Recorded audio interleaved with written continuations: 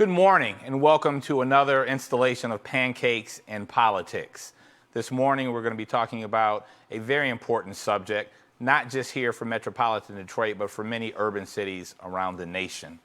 Rebuilding American cities through a lens of equity and inclusion. Before we get to our amazing panel and a robust discussion this morning, I'd like to invite to give remarks a good friend of mine, CEO of Real Times Media, which owns the Michigan Chronicle, Mr. Hiram Jackson.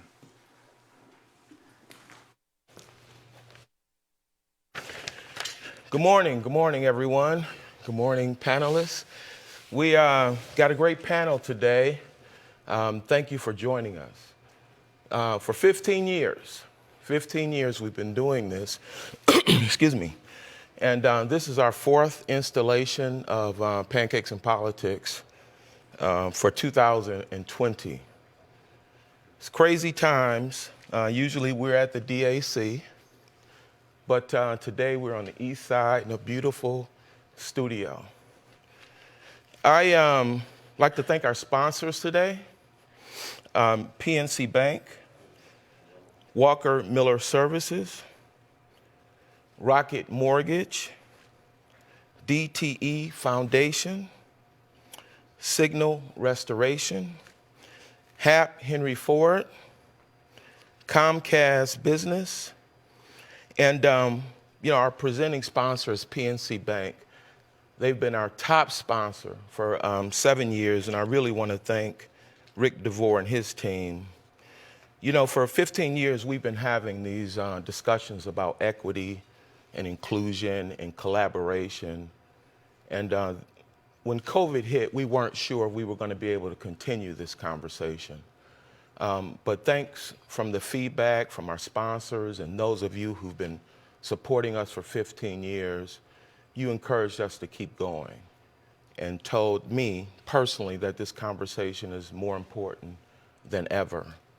And we're so glad that we were able to prod forward and push this conversation because it's needed now more than ever. Rebuilding American cities through a lens of equity and inclusion. Can we rebuild American cities and include Black and brown communities, include Black and brown developers, and make sure that public policy that impacts lower income communities are at the heart of everything that we do? We think that we can. I'm interested in seeing what our panelists think. Thank you so much for joining us. And now I'd like to bring on my good friend, our top sponsor for the last 7 years, Rick DeVore, Market President, PNC Bank.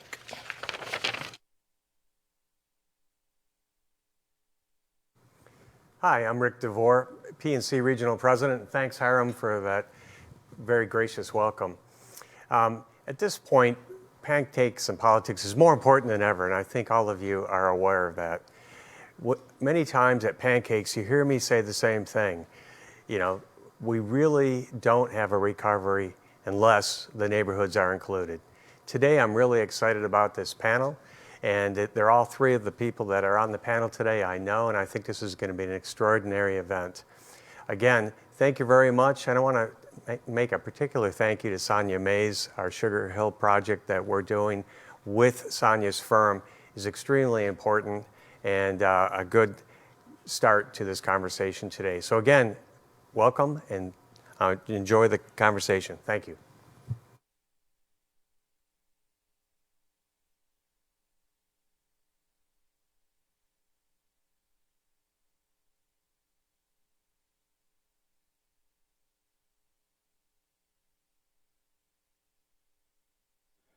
DTE Energy is proud to work with the Michigan Chronicle to bring you this edition of Pancakes and Politics.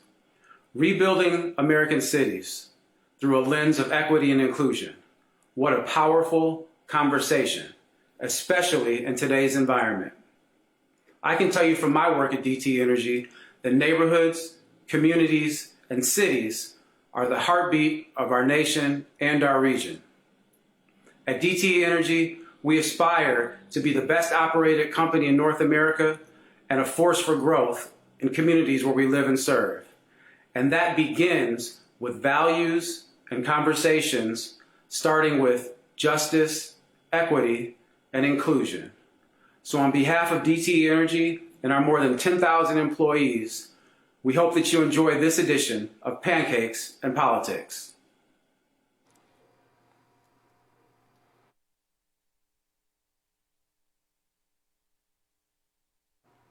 Thank you for that very important message from another dear friend of ours, Chris Polk, and our friends and supporters from DTE. You know, if Reverend Anthony were sitting in the crowd this morning, I would ask his permission to, what some would say, preach a little bit. You never know the effect that your life will have on others. George Floyd led what many would say is an average life, as an average man. But what happened to George Floyd sparked feelings in people around the world. And a lot of discussions that we're having today are because of what happened to George Floyd, Breonna Taylor, and others. We as black folks know that what happened to George Floyd happens every day. It's just because of these things that it happened to have been captured and brought to light the injustice that continues to happen throughout the United States. A lot of these conversations are being held by phenomenal institutions, some of which are beginning to wake up and step up, many of which are led by leaders who have been awakened for years and been contributing for years. And we're going to hear from some of those people this morning. So I thank you for being here. I'm looking forward to a phenomenal discussion. And I would just suggest to you that the Michigan Chronicle and Real Times Media are those institutions that have been having these discussions since their inception. And many of those institutions, like the Chronicle, came into being because black folks couldn't participate in mainstream media, in mainstream business. So as we support those larger institutions that are supporting us and our causes, I ask you not to forget about those that have been here the whole time. All right, Reverend Anthony, I'm done preaching. Our panel this morning, to my immediate left, is a good friend of mine, Sandy Pierce. Sandy joined Huntington in 2016 after the first merit merger and leads the following corporate-wide revenue segments: Huntington Private Bank, Huntington Insurance Agency, Huntington Auto Finance, and RV Marine. Sandy also has management responsibility for Huntington's community development initiatives and Huntington's regional presidents across its 7-state footprint. Sandy is chair of Huntington Bank, Michigan. She began her successful career and diverse career in 1978 when she joined MBD Bank Corp as a teller while attending Wayne State University. One thing, Sandy, that I think I've never shared with you is that my grandmother was the first African-American teller at Manufacturers Bank. And she got that job, Daryl and Sonia, because she could pass, because she was about your color. And so she started her career in banking as well. Sandy is a board member of Barton Malow, Penske Automotive Group, American Axle, and Henry Ford Health System, where she has chaired. And she served as the chair of the Detroit Financial Advisory Board for that very important work they were doing from 2012 to 14. Sandy, thank you for being here. To Sandy's left is Daryl J. Carter, the founder, chairman, and CEO of Avenith Capital Management, LLC, and operates apartment properties with an emphasis on affordable and workforce communities. Since its formation in 2008, Avenith has acquired $1.5 billion of properties in 12 states around the country, comprising 8,000 apartment units. Mr. Carter has 37 years of experience in the commercial real estate industry. Previously, he was the executive managing director of Centerline Capital Group. Mr. Carter became part of the Centerline team when his company, Capri Capital Finance, was acquired in 2005. He co-founded and served as co-chairman of the Capri Capital family of companies. He was instrumental in building Capri to a diversified real estate investment firm with $8 billion in real estate equity and debt investments under management. Prior to Capri, Mr. Carter was regional vice president at Westinghouse Credit Corporation and second vice president at Continental Bank. And I would say, as it relates to Daryl. Daryl did some phenomenal work during the Archer years back in the 90s, and we appreciate your service. To his left, and I keep saying another good friend, but it just so happens that Hiram invites all these friends to participate, is Sonia Mays, who is the CEO of Develop Detroit, a real estate and housing development firm focused on improving housing stability and creating economic opportunities across Detroit. She previously served as senior advisor to Kevin Orr, the emergency manager of Detroit, and in her role, she played a key part in guiding the city through the largest municipal bankruptcy in U.S. history. She was responsible for a diverse range of legal, financial, operational, land use, and economic development activities across Detroit's restructuring efforts. Prior to her work with the emergency manager, Sonia served as vice president in the Global Industrial Group with Deutsche Bank's Corporate and Investment Bank Division in New York. She provided capital markets expertise and mergers and acquisition advisory services to large U.S. global automotive and construction projects. Sonia, thank you for being here. And I will say that Sonia, much probably to the, against the advice of many of her friends, decided to run for the school board 4 years ago? 4 years ago. And for many of you who will watch or experience a school board in the city of Detroit, we have a lot of very passionate parents and adults who care about our kids. And passionate is an understatement. And Sonia has been a tremendous leader on that board. She has endured a lot to be on that board. She has sacrificed time from her business to be on that board. And Sonia, this is not, I know, a political event, but Sonia's up for re-election. We need to support Sonia. I don't know if I'm supposed to say that, Hiram, or not. Lastly, by way of video, I just did, we are very happy to have with us this morning Ellis Carr. Ellis comes to us today by way of D.C. Ellis, good morning, brother. He has more than 20 years of experience in the financial services and mortgage industries.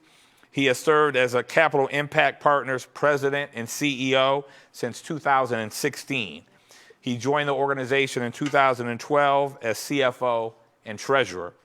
Prior to joining Capital Impact, he held various positions in the investment, capital markets, strategy, and corporate finance areas with Freddie Mac, and in fixed income fund management, both domestically and abroad, at Deutsche Bank with Sonia. So welcome to you from afar, Ellis. We're glad to have you virtually with us this morning. And you know, I'm going to ask the same question at first to all of you, and we can kind of go around. Ellis, we'll start with you. What does equity and inclusion look like to you as it relates to rebuilding our American cities? Great. Well, first of all, good morning, everyone. And it's a pleasure to be here with you all virtually. I think first and foremost, I would be remiss if I didn't talk a little bit about equity and inclusion, because we oftentimes talk about that and don't define it. But to me, equity and inclusion really means giving people what they need to both survive and grow. And from a equity and inclusion perspective as it relates to equitable development and rebuilding the cities, I really think it's about developing openness, relationship with the community, putting the community first, making sure that you hear, see what their needs are, and elevating those, and working with those nonprofits and developing public-private partnerships to make sure those goals of the community are first and met. Thank you. We will now, Sandy Pierce, same question to you. What does equity and inclusion look like to you as it relates to building American cities? So, you know, for those of you that don't know me, I grew up on Shane Street in the city of Detroit, the youngest of 10 children on top of my parents' bar, and the 67 riots were right in front of our place, our home, and our business. Very diverse neighborhood. And for me, I have always been committed to welcome to all. And to me, equity means that everyone, regardless of the color of your skin or your political beliefs or your religious beliefs, we all get an equal opportunity to achieve the dreams that we have in this country. And so in order for that to happen, it takes all of us to work together and make sure that we correct the misgivings of the past in this country and that we provide the opportunities that every single person deserves. Thank you. Daryl, same to you. Well, good morning, everyone, and it's great to be here. And certainly, the one thing, a couple of shout outs. One to Hiram, the Michigan Chronicle. That was my first job. I delivered papers. I remember picking them up on Wednesday. That's when it came out. And then to Dennis, to your dad, hello, Mayor Archer. Appreciate everything he did for us when my first company, we started it, and it's one of our early investors that we, from that point, built to a very sizable enterprise. And the city of Detroit was a very prominent investor, and we made them lots of money too. And thirdly, in my current company, Avaneth, one of our Fund One investors, and Fund Ones are tough because it's the first one, was PNC. So a shout out to Rick DeVore. And so what inclusion means to me in the work that we do, which is investing and revitalizing urban housing, it's about bringing everybody to the table, from gang members to political people, everybody, anybody who will listen to us, we'll talk to. But that's what it means to me, is just getting everybody in the tent. Sonia? Yeah, thank you. I spend a lot of time thinking about equity and inclusion, but specifically in a neighborhood context. My organization was founded coming out of the bankruptcy when it was pretty clear that the trajectory of Detroit was changing and that there was going to be a significant amount of new real estate investment, new business investment coming in. And it didn't really take a rocket scientist in that moment to recognize that without a really intentional approach to engaging, especially legacy Detroiters who have been here through the worst of times, if there wasn't an intentional approach to engage those folks, pull them in the conversation, understand what their particular challenges are, we were going to experience an environment that looked a lot like some of the worst examples of gentrification nationally. And so I spend a lot of time thinking about how can this work in communities around business, around housing, around real estate be done in a way that honors people who live there and make sure that they are part of the conversation so things are not being done to them. Thank you. So following up on that, what are some of the structural roadblocks that exist that prevent neighborhood investment in communities? And anyone can take that question. I'd like to start with, access to capital, access for small businesses to go into the neighborhoods. And I would say also, affordable housing and home ownership, being able to close some of the appraisal gaps that still exist, to give everyone a chance to go from being a renter to a home owner, and to help those that are the developers that are like you, Daryl, that are really trying to really improve the living conditions and the walkability and the services in every single neighborhood in all of our cities. And so at Huntington, we are very dedicated and committed to putting investments into the neighborhoods, as well as for the small businesses, with primary focus on minorities and on women and on veterans. Anyone else care to comment? Daryl? Yeah, I think one of the big impediments are what I call historic myths. For instance, in our business, we have to educate people to the fact that there's great demand for quality housing in inner city neighborhoods from the people who live there. Also, there's a need for retail, and people shop and they spend lots of money. And so overcoming the myths that many people have about communities of color are the biggest impediment that we see. Sonia, Ellis? I'll just echo. Usually top of my list is access to credit and capital. Like, that is a tremendously large barrier to progress in the communities in which I work. Ellis, would you like to comment? And just to echo step deeper is, particularly as an organization like Capital Impact, we are a community development financial institution, and we spend a lot of time educating investors on the difference between real and perceived risk, because there is a assumption that underserved communities translates into more risk, and we're here to really help to educate so we can increase the flow of capital into communities that are most deserving. Yeah, thank you. Before I kick it over to my partner, Vicki Thomas from WWJ, everybody mentioned capital, access to capital. We've heard from Rick and some of the things that PNC are doing, but Sandy, you made an extraordinarily significant commitment a few weeks ago. You want to tell us what that commitment was and what that means for the Detroit community? I'm happy to. So Huntington Bank, which is headquartered in Ohio, we put together a $20 billion commitment for the next 5 years that really was launched on September 1st. And there are 3 pillars to it. And the first is, in fact, access to capital for small business with emphasis on minorities, women, and veterans. The second pillar is around affordable housing and home ownership.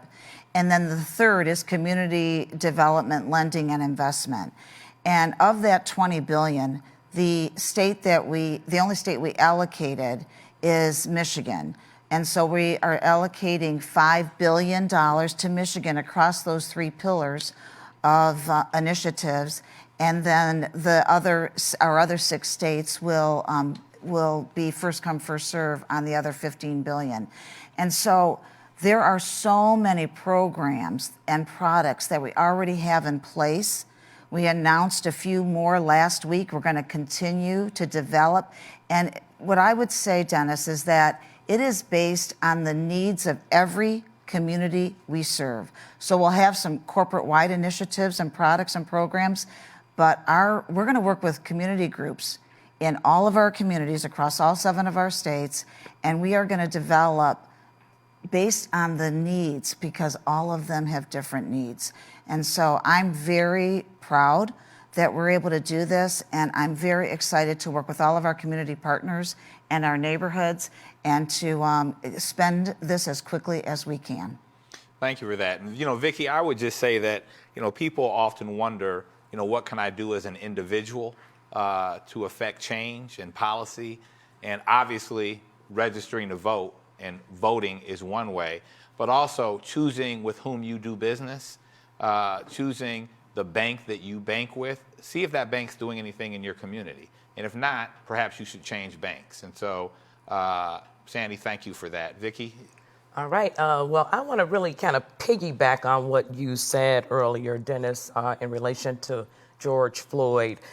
Certainly, we're living in challenging times, racial tensions, police-community relations up in the air in many cities. Fortunately, Detroit has been spared some of the looting and destruction that we've seen in other cities, but there is definitely unrest across the country, especially in Louisville, Kentucky, where we saw 2 officers shot yesterday during protests there over the grand jury decision not to charge any of those officers in Breonna Taylor's murder. So many feel that because of that, that is what injustice looks like. So my question to the panel is, given the climate that we're in today, is it a pipe dream that we can somehow achieve equality and inclusion when it comes to building our cities? Vicki, that's a great question. And I believe there is a strong correlation between many of the criminal justice issues in this country and a lack of investment in those communities. We purchased a very large 528-unit property in North Long Beach, California. There are 2 precincts. Long Beach is a city of about 500,000 people, and they have 2 precincts. So this was 20% of the police calls in the North Division of Long Beach. And we bought it, and there were about 1,300 kids that lived there. So we bought it, we renovated it, but more importantly, instead of just all brick and mortar, we invested and created recreational outlets. We created after-school programs, wellness programs, and the like.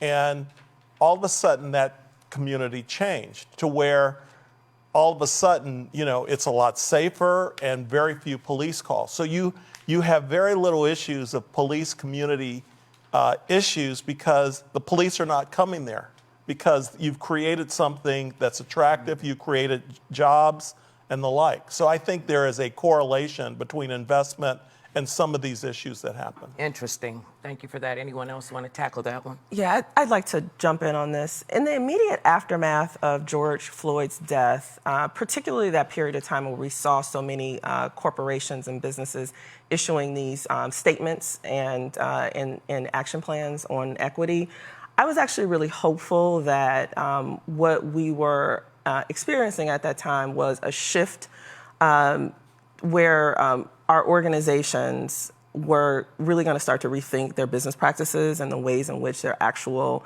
operations impact people who live in marginalized communities or underserved communities. And I was hopeful for most of the summer, and I've been reflecting a lot the last few days on what happened at Wells Fargo. So I can't remember the CEO's name, but the story there is sometime in the summer, he made a statement about how difficult it is to find black talent. The pipeline is too small. There just isn't enough black talent. That statement wasn't particularly shocking to me. If you've been a black person in corporate America, you've come up against that form of thinking at some point in your career. But what was really shocking to me was that statement was actually put in writing. And it was put in writing in June, again, in the aftermath of George Floyd, when everyone is trying to kind of get this equity and inclusion thing right. And what that said to me is, wow, like, I know what level of scrutiny written communications go through at a large bank. And so multiple people looked at that, and it still was sent out in the form that it went out. And what that said to me is, wow, I think that bank almost certainly has a culture problem. And they have not started to do the work at the very top that it takes to take apart your business practices and think about the ways in which those are causing outcomes in communities, unintentional or intentional, and how you actually can make change at that level. And I'll say, I don't know that I'm as optimistic as I was a couple months that heavy lifting is actually going to be done.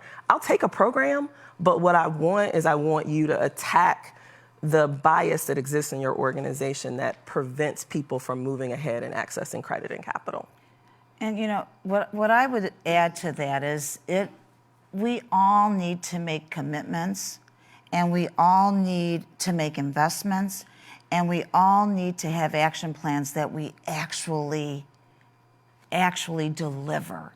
And so for our organization, diversity, equity, inclusion has been part of our culture for many years, not just since June.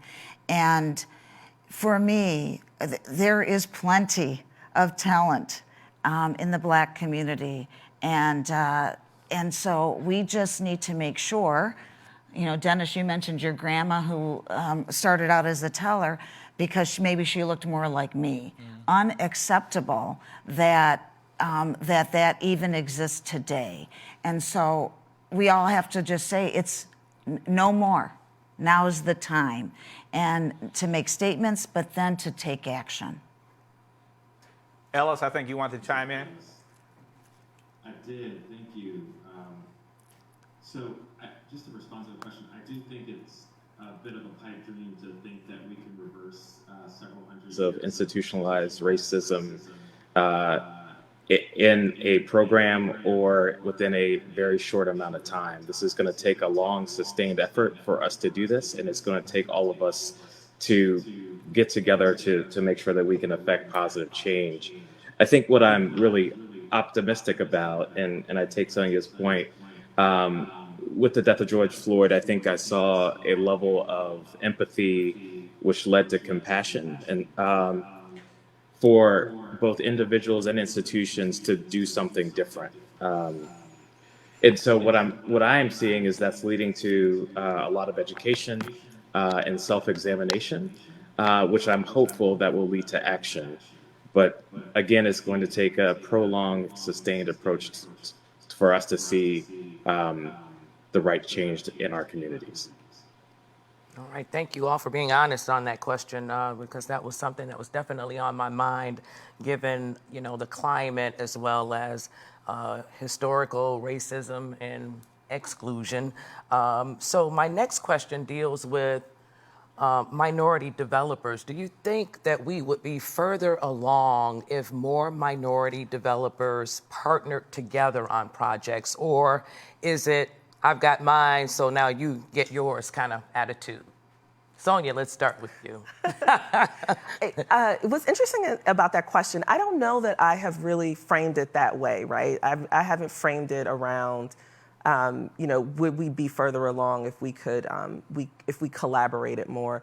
At least in Detroit, the Black developers community is actually pretty collaborative and cooperative, and so. There's always room to improve and get better, but I wouldn't define that as like coordination or cooperation as a problem that is particularly large in this development community. The lens that I usually look at this question through is really a question of access for me, right? So if you think about Detroit, particularly if you think about this moment that we're in, we're on the back end of 30, 40 years of white flight. That white flight contributed to a severe depression in asset values and property values in Detroit, right. And that's reversing. And there's this question of who should have claim to the access of the wealth creation that is being generated in this moment. And there's a real chance here to do some things differently than has happened in this moment in other cities. I think minority and Black developers are a big part of that question and probably a big part of that solution. But this gets me back to this question of capital. Just our very presence is not sufficient if we don't have access to the same capital tools, the same credit tools, the same historical wealth that our white counterparts have. And so it's that gap that has to be closed. And, some of the Black developers I work with are leaps and bounds the most talented that are in Detroit. And so that's not a question. Talent's not a question. It's really all of this other stuff that you need to leverage talent into real progress. So it's interesting. So, Sandy, if I could, Vicki, Tanya Allen calls D&I deliberate and intentional. Right. And, from the perspective of the banks and the municipality, state government, there has to be some intentionality around wanting to see Black businesses and Black developers participate, because there are certain inherent and institutional reasons and issues that we have faced, access to capital, confidence from the business community, et cetera. And so do you guys think that there is that sense of intentionality with our local government here and with our banks here? Let me just speak for Huntington, and I think that we have to do a better job of really meeting with the developers and really educating on what is available through us. We have lines of credit for the minority developers that aren't being used. And so I put that on us to really get the word out, and I'm really hoping that we can spread the word at Huntington and the other banks that we do have to be intentional. But I think we have to do a better job of making sure people understand what's available and spending the time to really be out there working with anyone that wants to make our neighborhoods what you want to do, Sonia. So I put some of that on us. Well, we look at this point in history, and probably being the oldest person on this panel, that's probably not necessarily true. But thank you for saying that. We went through a period of time in the early 90s in California with the Rodney King and the LA riots in 1992. And, there was the same discussions that happened then are happening now. It's interesting. There were a group of us led by, including a former Michigan State person, and I'll give a shout out to Irvin Johnson as a University of Michigan person. I don't like to give shout outs to Spartans, but Please don't. yeah. But there were a group of people, a group of us who literally went to all the large pension funds in California and say, hey, you need to invest in some of these communities. And not because it's the right thing, but hey, we can make money. And a lot of us, we were CalPER's first urban partner back in like 1994, 1995, to then we did probably about 600 or 700 million of housing investments in a variety of underserved communities. But I mean, a lot of these pension funds and banks, I mean, there's a lot of capital, but just, you know, we basically created we got a lot of the African-American investors and developers together to say, hey, we made the business case for it. I mean, certainly your dad was a key proponent of that when invested in our company, you know, well before we got to $8 billion in assets. It was easy for people to come later on, but they were the city of Detroit, the two pension funds were our second investor. And so, you know, we have to think about this. The unfortunate thing about many of those initiatives, particularly with some of the California pension funds, that they, in the financial crisis, they kind of went away, and everybody, everybody went to doing business with much larger firms.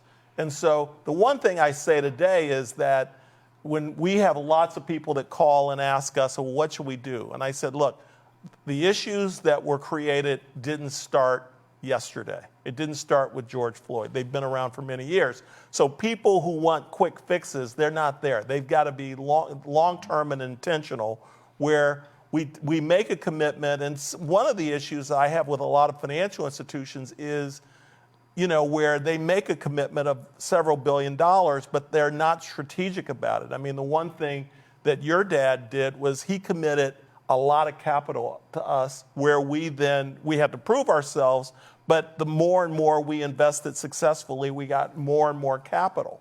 And so just having a long-term approach to this as opposed to short-term fixes is something that we need to do. I love that. Let's talk about community benefits. Oh, sorry, Ellis, go right ahead.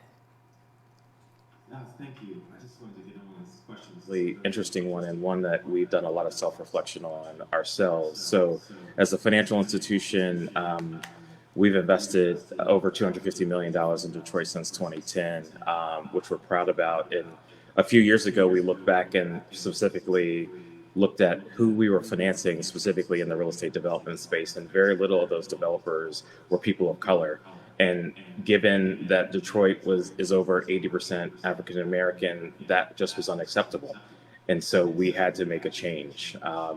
So we developed what is called the Equitable Development Initiative, really to increase the diversity in real estate development, because we feel as though you need a diverse group of people who are really helping to influence the building environment, because it's really related to placemaking and culture. And so that program, which we've done 2 cohorts of, is focused on training, mentorship, and capital. And we're really proud about that, and I can talk more about that later. All right, community benefits agreements. Do you support them, number one? And Councilwoman Mary Sheffield here in Detroit has been promoting a new version of community benefits agreements that lowers the thresholds, which means that more projects will have to enter into community benefit agreements and doing development. So is this too much, or do you support them, or is it not realistic? Is it hurting? I'm happy to go first. I don't see, for profit-seeking organizations, I don't know that they can be trusted to consistently do the right thing. And so I'll just kind of start with that premise, that if you want to have a social good outcome, and though it really shouldn't be thought of this way, affordable housing is seen as this kind of broad community social good. You have to incentivize people to do that, or in the absence of incentive, you have to sort of hit them with the stick until they do the right thing. That's just kind of where I am and what I've seen as somebody who's working outside of a bank now, but spent a lot of time inside of a big corporate bank. And so I think that Mayor Sheffield is directionally in the right place. It's this idea that if you are going to request and receive resources from government, and these are our collective resources, these are our tax dollars, these are our property tax proceeds. If you're going to request that, then you should be beholden to produce a set of social goods. And we can debate about what that is, whether it should be jobs, whether it should be affordable housing units. I think that's open for debate, and it should be a pretty robust debate. But I think the very core animating idea that if you use community resources, you should be on the hook for producing some kind of community good is sound. I actually think, and we are a for-profit company, and I actually think that, the things that we do, particularly in, over 35% of the contractors we use are minority, and we're not, no one dictates that to us.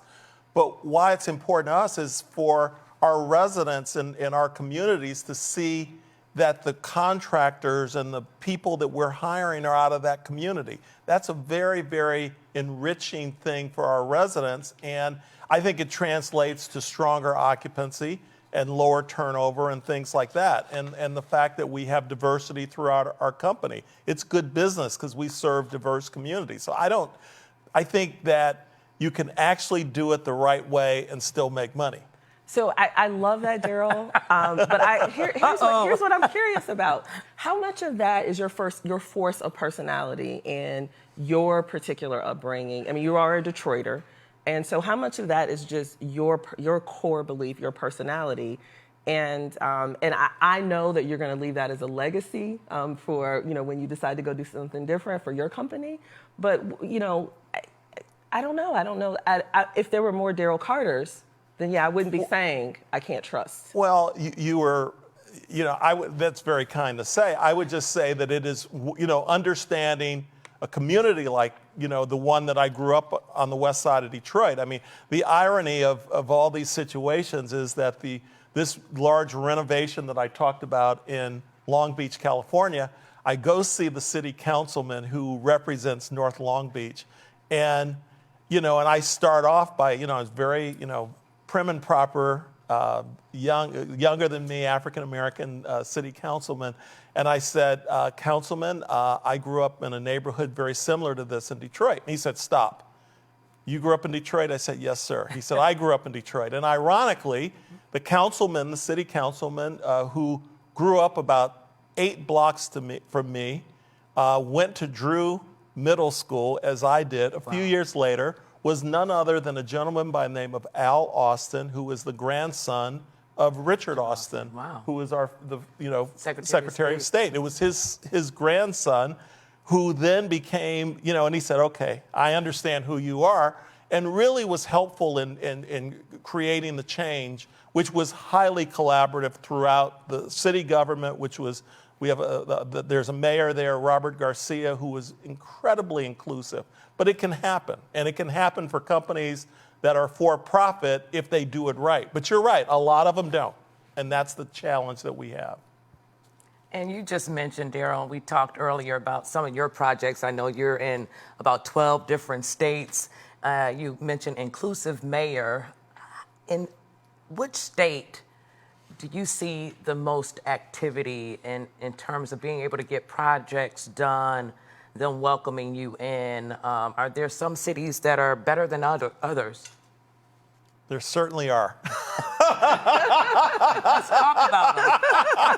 I will say this. We've been, looking at Detroit for a number of years and certainly have done things in Detroit over the years.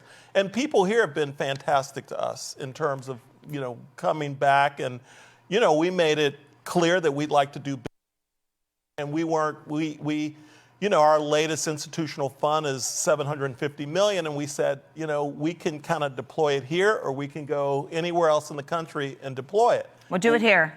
Well, we are doing, and they were very, very accepting. People in city government have been very, very accepting. So this has been a great place. Chicago, city of Chicago, we own lots there. That's a great place. Los Angeles, another place. So, and part of it is we try to approach, whether it's housing authorities or the like. I mean, we go and, half of our residents are Section 8 recipients.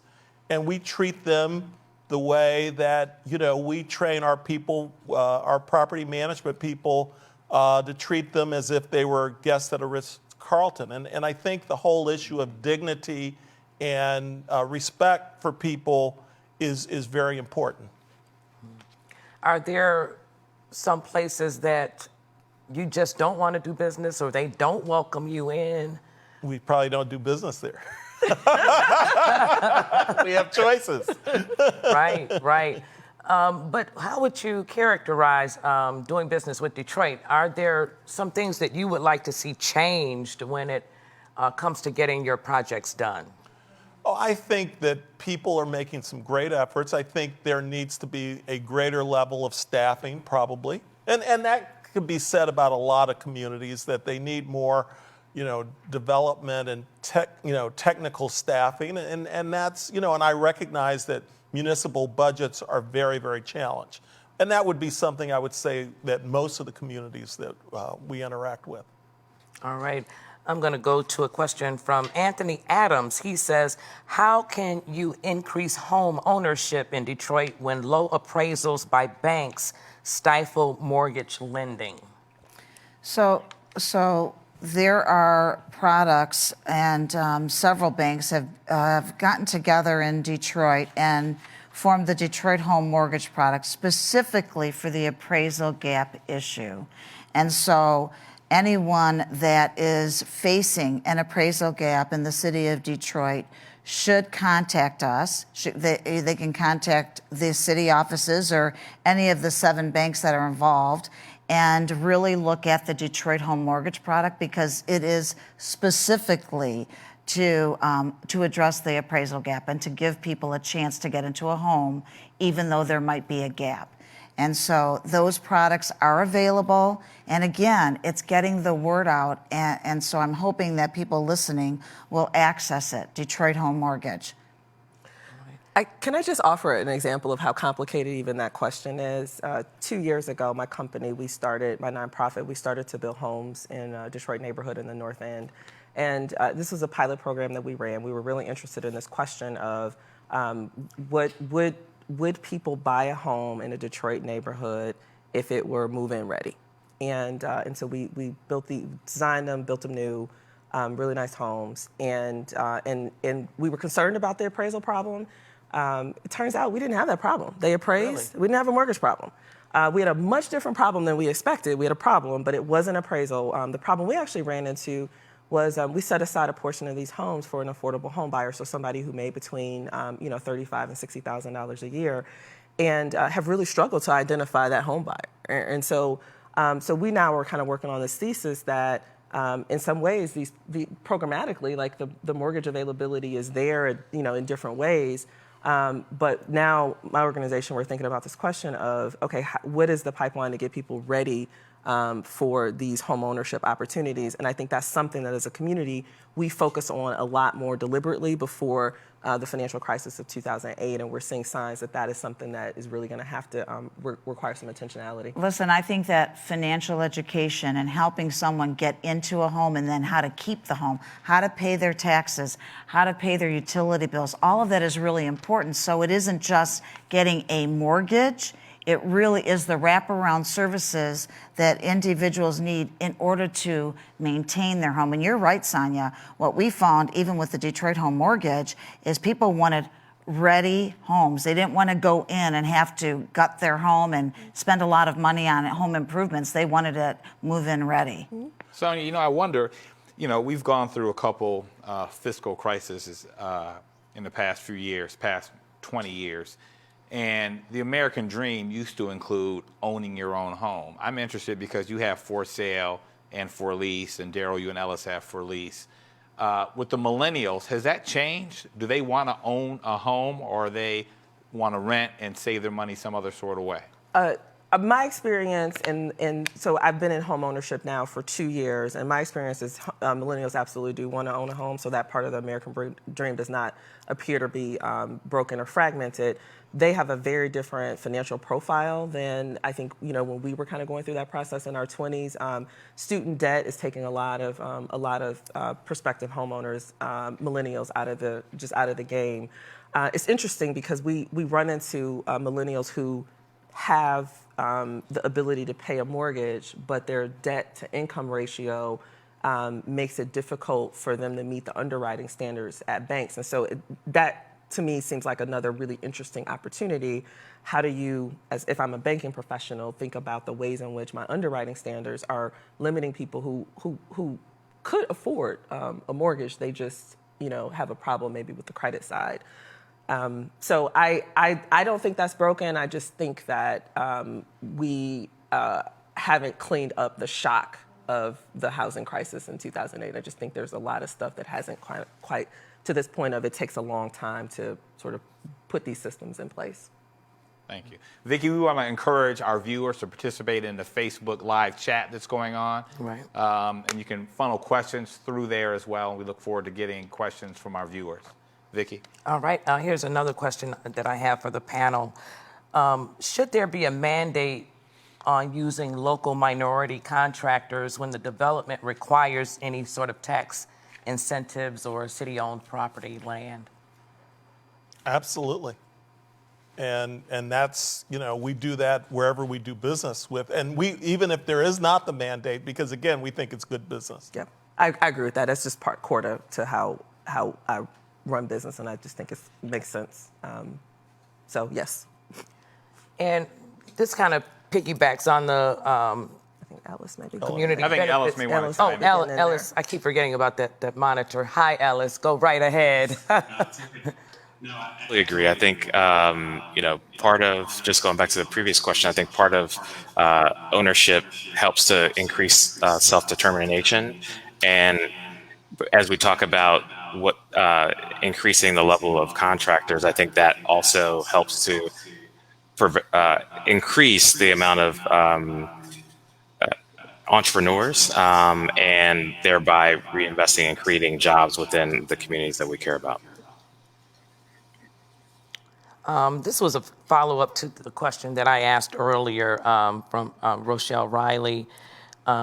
She says, I'm not a developer, so if this does exist, forgive the question, but has there ever been an effort by Black developers to collaborate on major developments in the hundreds of millions of dollars that can transform an entire neighborhood or city district the way that Dan Gilbert did downtown? Is it viable? Is it possible?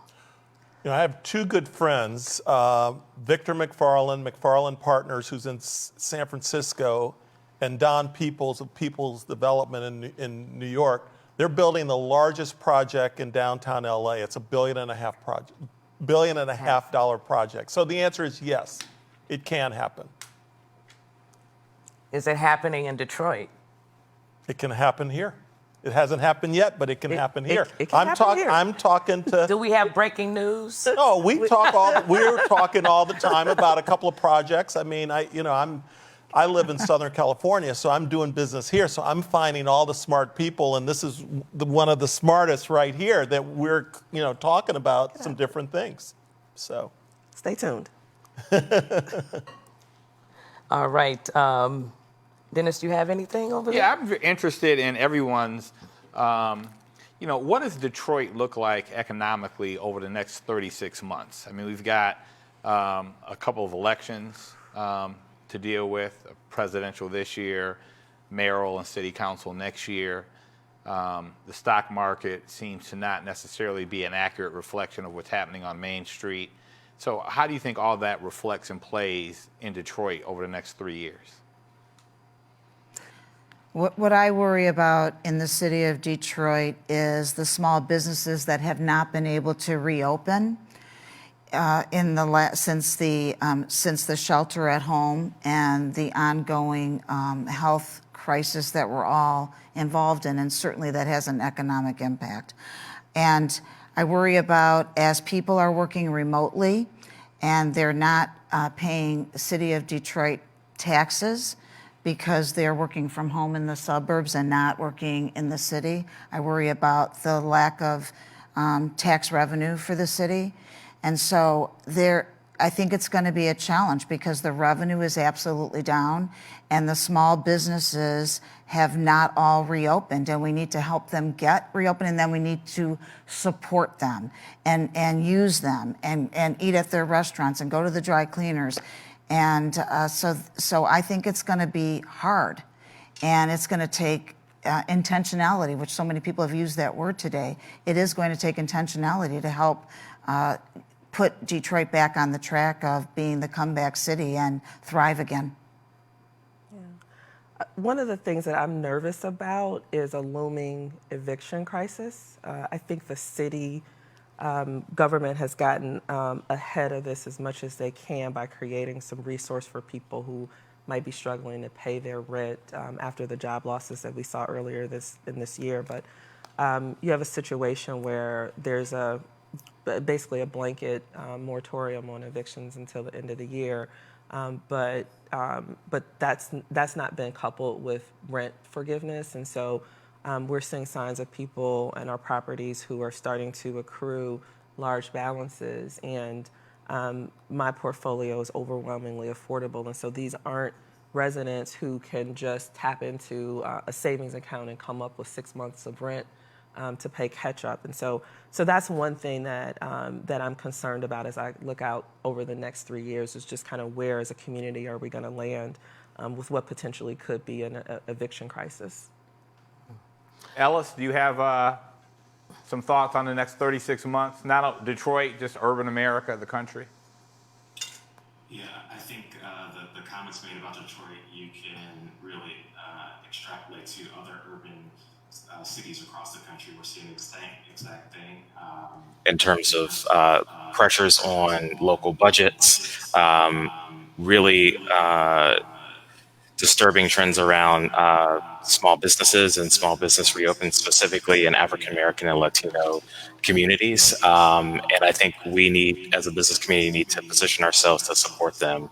One of the things Capital Impact has done, announced in August in particular, is an alliance with the largest mission-based SBA lender in the country. And we're going to be focusing our efforts in 3 urban centers, LA, Detroit, and DC, to make sure that we can support small businesses, not only kind of coming through this crisis, but positioning them for the long term. All right, and I had a chance to scroll through for some of the comments and questions. Here's a comment from, you mentioned him earlier, Dennis, Reverend Wendell Anthony. He says, Daryl Carter got a big boost from the Detroit Pension Board. He and Quentin Primo. Now let's help to boost Detroit in real investment and participation. Thank you, Reverend Anthony. Well, great. Thank you for the shout out, Reverend Anthony. I saw you on a previous program and hope you're doing well. And here's a question from Faye Baker. How can Black women receive mentorship opportunities to compete in the development space? I guess that's for you, Sonia. Actually, I think it should go to Ellis. I think Ellis has his equitable development program is really, really strong. And you mentioned it earlier, but I think that's worth spending a couple minutes on. Thanks for the shout out, Sonia. I think I got cut off earlier when I was talking a bit about that, and I apologize for the technical difficulties. But we launched, as I mentioned, the Equitable Development Initiative a few years ago, which is really around increasing the level of diversity around the built environment. We've had 2 successful cohorts in Detroit and 1 in the Washington, D.C. area. And the program really centers around training, mentorship, which the question addresses, and then connection to capital or financing. And so we've seen that all 3 components are really necessary to really help increase the pipeline and provide opportunities that address some of the challenges that we discussed earlier today. Most recently, we developed a financial product that really helps the developers after they go through the program to help secure early stage capital in the construction process that allows them to really continue to get the projects shovels in the ground and actually get the projects underway. So you should look at the Equitable Development Initiative, make sure that we can provide information about that. We're actually kicking off our third cohort. And we have seen, back to the earlier question, collaboration amongst the developers within the cohorts, and also within the mentors and the participants in the EDI programs. We've seen partnerships and joint ventures evolve. So I do believe it's possible, and we're happy with the program we've developed. Yeah, and just to round out the answer, because it was specific to women, I participate as a mentor in this program, and as do a number of other Black developers in town. Great, awesome. All right, have another question from Carmen Kennedy Rogers. She says, to transform Detroit students into future homeowners, what would it take to ensure that these young people have the tools and the knowledge to become future homeowners in Detroit? You know, one thing I would mention about, I mean, that's not my business, the rental business, but probably the most successful program I've seen in converting renters to homeowners is one that we partner with the Florida Housing Finance Agency, where we apply 5% of a resident's rent for their down payment, and providing that they pay their rent on time and the like. And then the Florida Housing Finance Agency works with them on credit counseling and also, provides mortgage financing. But we own probably 3,000 apartments in Florida, and many of them are under the supervision because they're tax credit properties or project-based Section 8. And we've graduated a lot of residents to home ownership. And I think that, we have to, look strategically at things like that. It would be great to have a program like this in every state.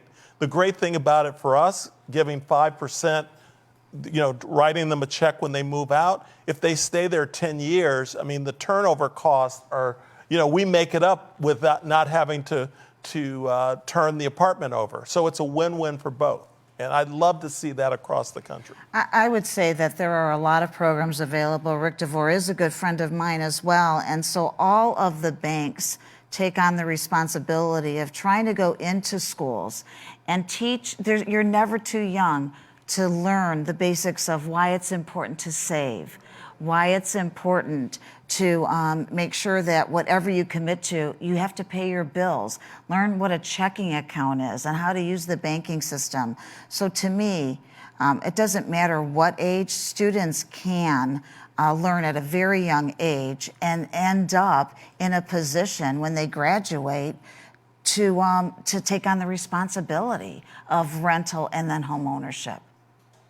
Vicki, we talked about the risk over the next 36 months. I'm interested, you folks sitting here in Ellis, the office market may not be your niche, but we've all been working from home, and most people have been doing so very productively. And so you've got a lot of landlords, including, for instance, Bedrock here, with 100+ billion buildings, millions of square feet of office space.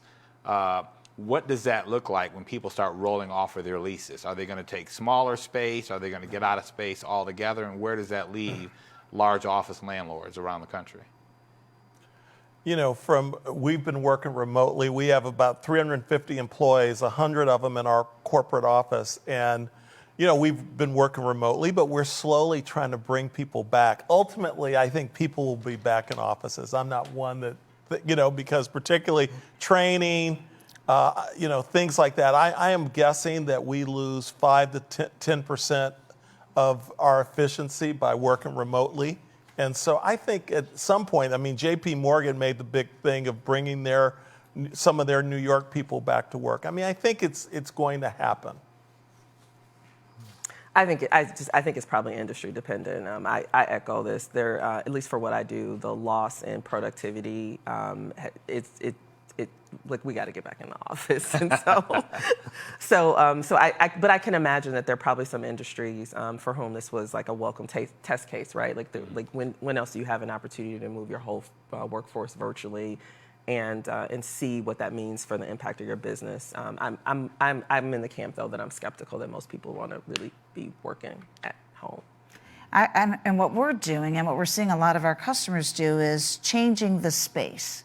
in the offices so that when our colleagues come back, that we are, we went to this collaborative space and we got everybody really close together in our office buildings, and now we're doing just the opposite and making sure that when our colleagues come back, that they come back safely and they feel safe being back. And so I think that we're going to come back physically, and so are many of our customers. And I think it is industry specific, but I think the space is going to look different. Mm-hmm.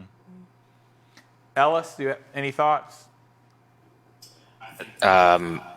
I agree with all the other panelists. I think we have incredibly short memories when it comes down to this, and there is a need for connection that folks want to have, and I think you have that in the office. And I think more longer term, as we talk about this, I think all of our corporate cultures are enhanced by us being in person as well to some degree. So I agree with Sonia that it may be sector dependent, but I think largely speaking, folks want to return back to work. Here's another question for you. How do we create more developments in lower income Black communities? And it's a two-part question. And what role should the corporate community be playing in ensuring that more Black neighborhoods are receiving investment? Don't all jump at once now. Well, after the George Floyd situation, and of course we're all angry, and I realized that that there needed to be something that I should do. And one of the things I did is I've been very involved in the apartment industry, and so I reached out to the apartment associations and said, hey, here are some of the things we need to do. But one of the reasons why we needed to do it is because if you look at home ownership rates and the like, 40% of renters in America are Black and brown. So they're our customer. So wanting to have a good outcome is one of the reasons that we need to make some changes. But I would look at corporate America the same way. In most businesses, there are a lot of people who buy Nikes who live in a variety of different neighborhoods. And so to me, there should be an alignment of their financial interests with investing in those communities. You've already heard about Huntington's $20 billion commitment over the next 5 years, and so much of it is focused on minorities and in neighborhoods and in business. So I just welcome everyone to join in. So, Sonia, how are we doing in that area? You're all around the city. How are we doing in terms of putting investment in those communities of color, lower income communities? Yeah, I think it's early to give a grade because, as been noted at least a couple times on this panel, these are large, entrenched problems that span across different sectors and ecosystems. Right. And so it takes time to kind of make that kind of change. I'm hopeful because I think Detroit has made some really smart investments in this space. We have the Strategic Neighborhood Fund, which is run by Invest Detroit. There has been an effort to create a new capital tool for developers who work in the affordable housing space. We have not just Huntington Bank, but there are other banks who are starting to kind of develop these very targeted funds and capital sources. The one thing that I've seen in another location that I think maybe we could do better here, I'm part of a national network of affordable nonprofit housing developers, and I have a counterpart who works in the South and focuses on a handful of neighborhoods. And in these neighborhoods, what that local community does is they convene a near weekly kind of kitchen table advisory council. And they start with this idea that there are assets in their community, many of them are non-traditional, and they work together, and this is nonprofits, for-profits, health agencies, sort of, it's multi-sector, but they're meeting regularly, and they, from the bottom up, are figuring out, okay, what do we want to see here? What do we need? What are the missing elements of community? Okay, we want a restaurant, so let's go out and figure out how we can partner with the right organizations to realize the kind of restaurant that we think this neighborhood needs. And that kind of grassroots, self-determinant, but organized approach to development, I think we could probably do a lot more of that here in Detroit. And let me just say that we are doing that in the strategic neighborhoods. So in Cody Rouge, which Huntington is supporting, we are actually doing the grassroots. What does this neighborhood need from the residents of the neighborhood? And so I think more of that is really important, but we are doing that across the strategic neighborhoods. Yeah, and I don't think that some of our programs get enough credit because they are progressive, Yeah. they are innovative, they are thinking about this. It just takes time for them That's to right. be realized and people to see how those investments are going to pay off. One final quick question, because I'd like to end on a positive note. Each of you, 30 seconds, what makes you optimistic about the future and that we'll get to where we want to be? I'll start with a very Detroit-specific answer, the people. I mean, Detroit is just like, we hustle, we have grit, we innovate, we figure out how to make it happen with whatever we have on hand, and that is always going to give me hope about where we're headed. Well, I'm very optimistic. I think this whole work at home thing actually will help us with, some child care and a variety of things. We've learned now how to do flex time and work at home, and then I think that will help a lot of businesses. The other thing, I mean, we invest in a lot of neighborhoods where there are food deserts, where there's not great supermarkets and things, and certainly the demise of retail continues. And unfortunately, a lot of small businesses do go out of business. But one of the things that we have a partnership with Amazon, where they put Amazon lockers at a number of our communities. And it's a way, and now they're starting to do cold storage lockers, where there's a way they can get fresh food and goods on site. And so there are a lot of innovations that I think just inherently happen with retail that are very applicable to communities underserved by retail. So I'm an optimist in general. You have to be in my business. I know, that's right. I would just say that we are resilient, and nothing's going to hold us back, and together there's nothing we can't accomplish. So I feel very optimistic that we're going to figure this out and we're going to keep moving forward. Ellis. Yes, I'm optimistic as well. As I said before, given the death of George Floyd and the social unrest in this country, we've entered into a national conversation about race and equity in a much more direct fashion than I've ever been a part of. And I'm really optimistic about that because I think it is evidencing empathy and compassion and moving people into action. And I think we're beginning to see institutions move in that direction.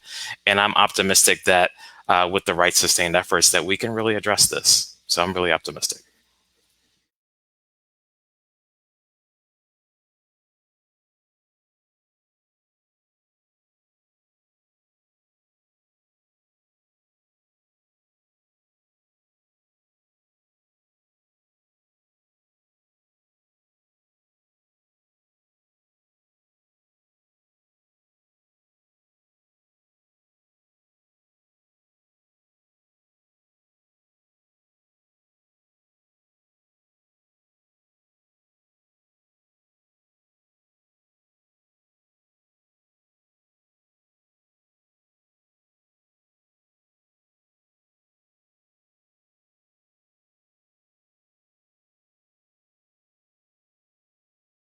Suppliers and who those partners were.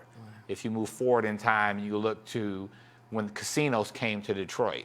The black folks that got involved in those deals and are still in those deals now have done very well. And I think that you are seeing now, maybe it's more of an undercurrent, but you are seeing the black development community come together. You see Sonia's having conversations with Daryl. I know Hiram is talking to Ellis about a very sizable opportunity that could be breaking news at some point soon. And with the Paradise Valley project, you saw several of us come together, African-American investors, to participate there. So I think it's on the rise, and I think it will continue. Lastly, I will just close with how I opened, which there are a number of organizations that are on stage and others that are not, that are supporting our communities as black folks. And I would encourage all of you to support them as businesses. Thank you, good morning, and appreciate you being with us.